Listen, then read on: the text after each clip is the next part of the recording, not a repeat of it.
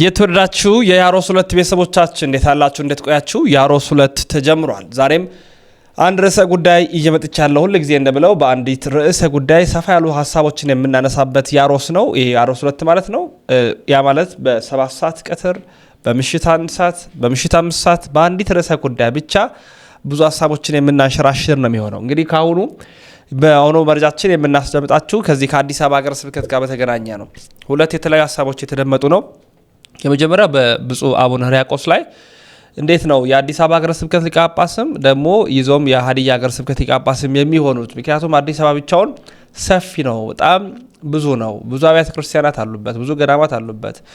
ታዲያ ብዙ አስተዳደራዊ ነገሮች የሚያስፈልጉትን እንዴት አንድ ጳጳስ 2 ቦታ ይመራል የሚሉ አንዳንድ ኦርቶዶክሳውያን በስር ገጾች ሀሳባቸውን አጋርተዋል። በአጠቃላይ ደግሞ በሌላ ኦርቶዶክስ በሌላ መልኩ ደግሞ ብፁዕ አቡነ ሕርያቆስ የአዲስ አበባ ሀገረ ስብከት ሊቀ ጳጳስ ሆነው መመረጣቸው ይበል የሚያሰኝ ነው።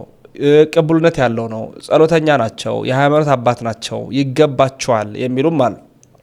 ታዲያ በቅዱስ ሲኖዶስ ምልዓተ ጉባኤ በተወሰነ ውሳኔ መሰረት ብፁዕ አቡነ ሕርያቆስ ሁለቱንም ቦታ እንዲመሩ ተወስኗል ማለት ነው። እሱም አስቀድመው የነበሩበት የሀዲያ እንዲሁም አሁን ደግሞ አዲስ አበባ ሀገረ ስብከት፣ ደቡብ አፍሪካም ነበሩ። የደቡብ አፍሪካን ሀገረ ስብከት ደግሞ ለብፁዕ አቡነ ሄኖክ ተሰጥቷል። ብፁዕ አቡነ ሄኖክ እንግዲህ አዲስ አበባ ሀገረ ስብከት ሊቀ ጳጳስ ከነበሩበት ጊዜ ጀምሮ እስከ ትናንትናው ወይም ቅዱስ ሲኖዶስ ምልዓተ ጉባኤ እስኪወስን ድረስ የአዲስ አበባ ሀገረ ስብከትን ሲመሩ እንደነበር ይታወሳል። አሁን ግን የደቡብ አፍሪካ ሀገረ ስብከት ሊቀ ጳጳስ ሆኗል ብፁዕ አቡነ ሄኖክ። እሱንም የማስደምጣችሁ ነው የሚሆነው። ስለ አቡነ ሄኖክም የተደመጡ ከዚህ በፊት የነበሩትን መረጃዎች፣ አሁን ደግሞ አቡነ ሕርያቆስ ከተመረጡ በኋላ ያለውንም እንዲሁም ሌሎች አበው ሊቃነ ጳጳሳት የተመረጡበትን የትናንትናውን ወጃዎች በአጠቃላይ አስደምጣችኋለሁ። ታዲያ እናንተ ሀሳብና አስተያየቶቻችሁን በመስጠት እንድታደምጡን በትህትና እንጠይቃችኋለን። ወደ ቪዲዮዎቹ በቀጥታ እናመራለን። ሰበር ዜና! ብፁዕ አቡነ ሳዊሮስ የጠቅላይ ቤተ ክህነት ዋና ስራ አስኪያጅ ሆነው ተሾሙ። ብፁዕ አቡነ ዲዮስቆሮስ ደግሞ የቅዱስ ሲኖዶስ ዋና ጸሐፊ ሊቀ ጳጳስ ሆነው ተሾመዋል ማለት ነው። እንግዲህ እንደሚታወቀው በ3 ዓመት ብፁዕ አቡነ አብርሃም የጠቅላይ ቤተ ክህነት ዋና ስራ አስኪያጅ ሆነው ሲመሩ መቆየታቸው የሚታወስ ነው። ይህንን ተከትሎ ደግሞ የሥራ ዘመናቸውን በመጨረሳቸው በእሳቸው ምትክ ብፁዕ አቡነ ሳዊሮስ የጠቅላይ ቤተ ክህነት ዋና ስራ አስኪያጅ ሊቀ ጳጳስ እንዲሁም ደግሞ በብፁዕ አቡነ ጴጥሮስ ቦታ ደግሞ ብፁዕ አቡነ ዲዮስቆሮስ የቅዱስ ሲኖዶስ ዋና ጸሐፊ ሊቀ ጳጳስ ሆነው በዛሬው ዕለት በቅዱስ ሲኖዶስ ምልዓተ ጉባኤ ተሾመዋል። አያይዘውም ደግሞ በርካታ ብፁዓን አበው ሊቃነ ጳጳሳት የተለያየ ቦታ ዝውውር ሲደረግላቸው አዲስ አበባ ሀገረ ስብከትን ሲመሩ የነበሩት ብፁዕ አቡነ ሄኖክ በደቡብ አፍሪካ ሀገረ ስብከት የደቡብ አፍሪካ ሀገረ ስብከት ሊቀ ጳጳስ ሆነው እንዲመሩና የደቡብ አፍሪካ ሀገረ ስብከት ሊቀ ጳጳስ የነበሩት ደግሞ ብፁዕ አቡነ ሕርያቆስ የአዲስ አበባ ሀገረ ስብከት ሊቀ ጳጳስ ሆነው በዛሬው ዕለት በቅዱስ ሲኖዶስ ምልዓተ ጉባኤ ሹመት መሰጠቱ ታውቋል ማለት ነው። መረጃው ለብዙዎች እንዲደርስ ኮፒ ሊንክና ሼር አድርጉት። የኢትዮጵያ ኦርቶዶክስ ተዋሕዶ ቤተክርስቲያን የቅዱስ ሲኖዶስ ምልዓተ ጉባኤ 8 ዋና ዋና ሹመቶችን ሰጠ። የኢትዮጵያ ኦርቶዶክስ ተዋሕዶ ቤተክርስቲያን የቅዱስ ሲኖዶስ ምልዓተ ጉባኤ በዛሬው ዕለት ባደረገው ስብሰባ የተለያዩ ሹመቶችን ሰጥቷል። በዚህም መሰረት ሲኖዶሱ 8 ዋና ዋና የተለያዩ ሹመቶችን የሰጠ ሲሆን በብፁዕ አቡነ ጴጥሮስ ቦታ ብፁዕ አቡነ ዲዮስቆሮስን የቅዱስ ሲኖዶስ ዋና ጸሐፊ አድርጎ ሾሟል። ሲኖዶሱ በአቡነ አብርሃም ቦታ ደግሞ ብፁዕ አቡነ ሳዊሮስን የመንበረ ፓትርያርክ ጠቅላይ ቤተ ክህነት ጽሕፈት ቤት ዋና ስራ አስኪያጅ አድርጎ መሾሙን አስታውቋል።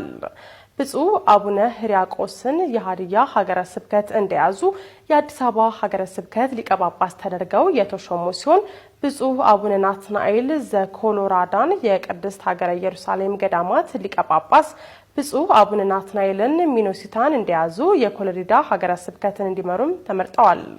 ብፁዕ አቡነ ሄኖክ የደቡብ አፍሪካ ሀገረ ስብከት ሊቀ ጳጳስ፣ ብፁዕ አቡነ እንባቆምን የገዳማት መምሪያ ሊቀ ጳጳስ ሆነው እንዲመሩ እንዲሁም ብፁዕ አቡነ ሙሴ አውስትራሊያን እንደያዙ የግቢ ቅዱስ ገብርኤልንና የባዕታ ለማርያም ገዳም ሊቀ ጳጳስ ሆነው እንዲመሩ መወሰኑን ከቤተ ክርስቲያኒቷ ሕዝብ ግንኙነት መምሪያ ያገኘነው መረጃ ያመለክታል። የአዲስ አበባ ሀገረ ስብከት ገና አሁን እውነተኛ መሪ፣ እውነተኛ አባት፣ እውነተኛ የጸሎት ሰው አገኘች።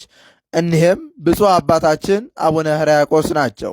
ሕርያቆስ ማለት ምርጥ ማለት ነው፣ ለሹመት ተመርጧልና። አባታችን ለሹመት መመረጣቸውን እንዴት እናውቃለን ካላችሁ በሀዲያ ስልጤ አህጉረ ስብከት በነበሩበት ወቅት በአንድ ጊዜ አላውያን 5ቱንም አብያተ ክርስቲያናት ባቃጠሉት ባወደሙት ጊዜ እሳቸው ደከመኝ ሸለቸኝ ሳይሉ በአጭር ጊዜ ውስጥ እነዚህ 5 አብያተ ክርስቲያናት እንዲሰሩ አድርገዋል። ይህም ለሹመት መመረጣቸውን ያሳያል።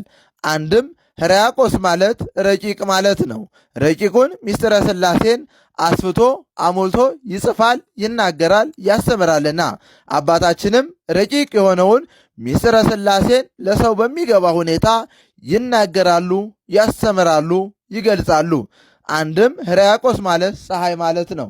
አብ ፀሐይ፣ ወልድ ፀሐይ፣ መንፈስ ቅዱስ ፀሐይ እያለ ይናገራል፣ ይጽፋል፣ ያስተምራልና አባታችንም ቅዳሴ ማርያምን ለሰው ልጅ በሚገባ በሚማርክ ሁኔታ አብ ፀሐይ፣ ወልድ ፀሐይ፣ መንፈስ ቅዱስ ፀሐይ እያሉ ይቀድሳሉ፣ ያስተምራሉ፣ ይናገራሉ።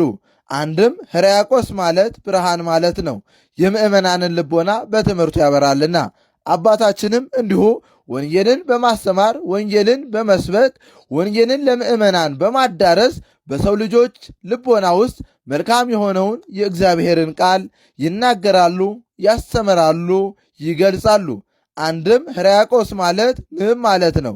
ንህብ የማይቀስመው አበባ እንደሌለ ሕርያቆስም የማይገልጸው ሊቅ የለም። አባታችንም ከሊቃውንት መካከል ሊቅ ናቸው። ከሰባኪያነ ወንጌል መካከል ሰባኪ ናቸው። ከብፁዓን አባቶች መካከል ብፁዕ አባት ናቸው። እንደ ገዳማውያን መናኔ አባት ናቸው። ስለዚህም ንብ ማለት አባታችን በዚህ መልኩ ይገለጻሉ።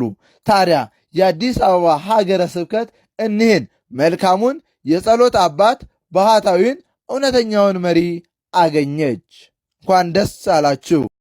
እነዚህ ሦስቱ ጠቢባን ብዙ ዕውቀትና ጥበብ የነበራቸው ሰዎች እንደሆኑ እንረዳለን። ጠቢባንና ፈላስፎች ደግሞ ትልቅ እርካታ የሚያገኙበት ደስታ ዕውቀታቸውን፣ ጥበባቸው ነው። በሌላ በኩል ደግሞ እነዚህ ሰዎች የምስራቅ ነገሥታት ናቸው። ገዢዎች ደግሞ የሚያስደስታቸው የሰራዊታቸው ብዛትና የግዛታቸው ስፋት፣ የብልጽግናቸው ግነት፣ በአጠቃላይ ያላቸው የበላይነትና ባለሥልጣንነት ነው። ይህን እንጂ በኤፍራታ ውስጥ ሕፃን በጌታችን በመድኃኒታችን በኢየሱስ ክርስቶስ የሚገኘውን ደስታ እነሱ በነበራቸው ጥበብና ሥልጣን ከሚገኘው ደስታ ይልቅ የሚበልጥ የማይደበዝዝ ታላቅ ደስታ ነው። የሚመራቸው ኮከብ ጽና ሕፃኑ ባለበት አድርሶ ሲቆም ገብተው ሕፃኑና ከእናቱ ጋር ከድንግል ማርያም ጋር ባገኙት ጊዜ በታላቅ ደስታ እጅግ ደስ አላቸው።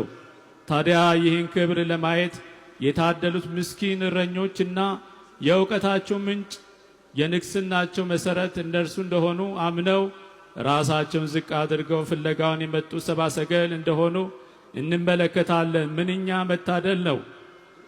የሚገርመው በዚህ ትንሽ አውራጃ የተወደዳችሁ ውድ ቤተሰቦቻችን ኦርቶዶክሳውያን እንግዲህ የዛሬ መረጃችን ይህንን ይመስላል። መረጃው ለመላው ዓለም ይዳረስ ዘንድ ሁላችሁም መረጃውን አጋሩ። በሌሎች መረጃዎች የምመለስ ይሆናል። ያሮስን ምርጫችሁ ስለምታደርጉ በእጅግ እናመሰግናለን። ወንድማችሁ ልዑል መብራቱ ነኝ። ያሮስ የእናንተም የኛም ነው።